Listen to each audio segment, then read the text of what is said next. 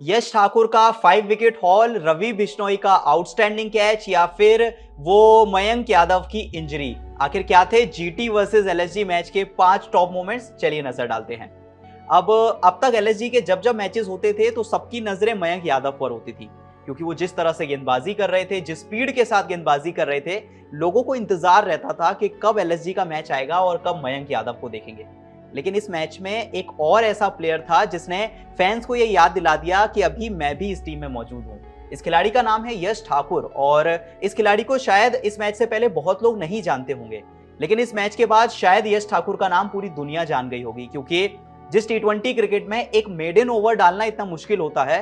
उसी टी20 क्रिकेट में यश ठाकुर ने एक मेडन ओवर नहीं बल्कि डबल विकेट मेडन ओवर डाला। जी हां, पारी का 15वां ओवर था और यश ठाकुर ने एक ही ओवर के अंदर विजय शंकर और राशिद खान को पवेलियन का रास्ता दिखाया और इसके साथ उनकी जो बाकी की सभी बॉल्स थी वो डॉट थी और इसी के साथ उन्होंने जीटी के लिए जीत के सभी रास्ते बंद कर दिए।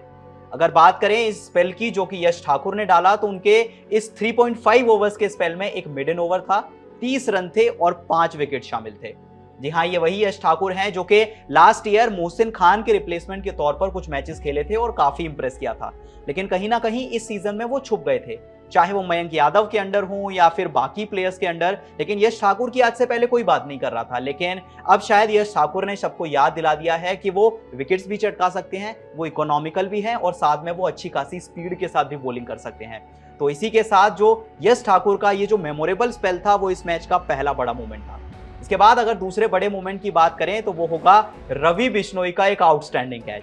जी हाँ, कुछ लोगों ने इस कैच को देखकर कहा कि कहीं ये एक बर्ड तो नहीं, कहीं ये प्लेन तो नहीं। नहीं नहीं, ये बर्ड या प्लेन नहीं है, ये रवि बिश्नोई है जिन्होंने एकदम सुपरमैन बनकर आज एक ऐसा कैच पकड़ा जो कि कुछ लोग कह रहे हैं कि इसको अभी से कैच ऑफ द सीजन का अवार्ड दे दीजिए। अब रवि बिश्नोई अपने स्पेल का पहला ओवर डालने आए और दूसरी ही गेंद पर उन्होंने केन विलियमसन का एक आउटस्टैंडिंग रिटर्न कैच पकड़ा, जिसकी तुलना अब कैच ऑफ द सीजन से भी होने लगी है। अब रवि बिश्नोई के स्पेल की बात करें तो वो अपना जस्ट पहला ही ओवर डालने आए थे और दूसरी ही बॉल पर केन विलियमसन ने बॉल को सामने की ओर चिप करने का सोचा। 10 में से शायद 9 बार वो कैच छूट जाता, लेकिन इस बार नहीं, क्योंकि रवि बिश्नोई ने कमाल की छलांग लगाकर कैच पकड़ा और केन विलियमसन को पवेलियन का रास्ता दिखाया। अब ये कैच इस मैच के लिहाज से इतना इंपॉर्टेंट था, इस बात का अंदाजा इस बात से लगाइए कि 6 ओवर्स में जब शुभमन गिल आउट हुए थे तो टीम के 54 रन बन चुके थे और सिर्फ एक विकेट गिरा था। यानी इसके आगे टीम को 14 ओवर्स में लगभग 120 या 130 रन बनाने थे।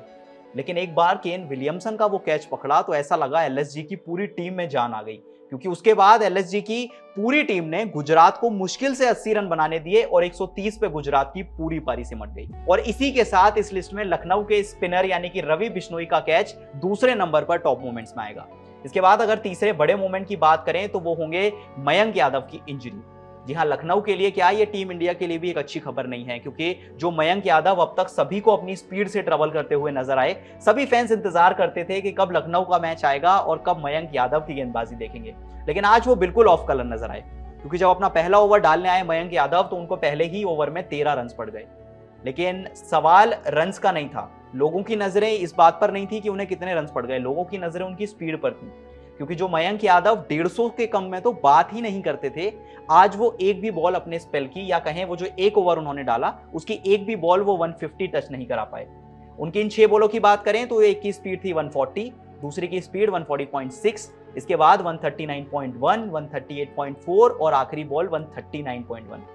यानी कि जो गेंदबाज 150 से ऊपर की गेंदें फेंकता था, आज वो एक भी गेंद 145 की भी नहीं फेंक पाया। इसके बाद एक स्ट्रेस इंजरी की वजह से वो मैदान से बाहर चले गए और उसके बाद वो मैदान पर एक भी बॉल डालने के लिए, एक भी ओवर डालने के लिए वापस नहीं लौटे। अब उम्मीद थी कि मयंक यादव की कमी इस टीम को खलेगी, लेकिन यश ठाकुर ने कहा कोई दिक्कत नहीं है, इस टीम के पास मैच विनर्स की कमी नहीं है। जो काम मयंक यादव करते थे इस मैच में वो यश ठाकुर ने करके दिखाया। लेकिन सच में ये एक बहुत बड़ा मूवमेंट है और एलएसजी की टीम चाहेगी कि जल्द से जल्द मयंक यादव फिट हो जाएं, क्योंकि इस टीम के लिए नहीं बल्कि टीम इंडिया के लिए भी एक बहुत बड़ा झटका है, क्योंकि सभी फैंस चाहते हैं कि मयंक यादव इसी तरह से गेंदबाजी करते हैं तो टी20 वर्ल्ड कप 2024 में भी उन्हें खिलाया जा सकता है। इसके बाद अगर अगले बड़े मूवमेंट की बात करें तो वो होगा कृणाल पांड्या का इकोनॉमिकल स्पेल। जी हाँ, जब भी मैदान पर अक्सर पांड्या की बातें आती हैं तो वो उनके भाई होते हैं यानी कि हार्दिक पांड्या, लेकिन आज कृणाल पांड्या ने यह साबित कर दिया कि अगर जिंदगी आपको कभी पांड्या बनने का मौका दे तो आप कृणाल पांड्या बनिए। 4 ओवर्स, सिर्फ 11 रन और 3 विकेट, यानी कृणाल पांड्या ने इकाना के स्टेडियम में एक ऐसा स्पेल डाल दिया जो कि शायद उन्हें जिंदगी भर याद रहेगा। टी20 क्रिकेट में जहां पर अक्सर कहते हैं कि आप 8 की इकोनॉमी से रन देते हैं तो वो बहुत अच्छा होता है, लेकिन सोचिए अपनी 24 बॉल में कृणाल पांड्या ने सिर्फ 11 रन दिए और एक बड़ी भूमिका निभाई। क्यों गुजरात की टीम कभी भी अपना वो जो रन रेट था उसको बढ़ा नहीं पाई और आखिर में सिर्फ 130 पे ऑल आउट हो गई।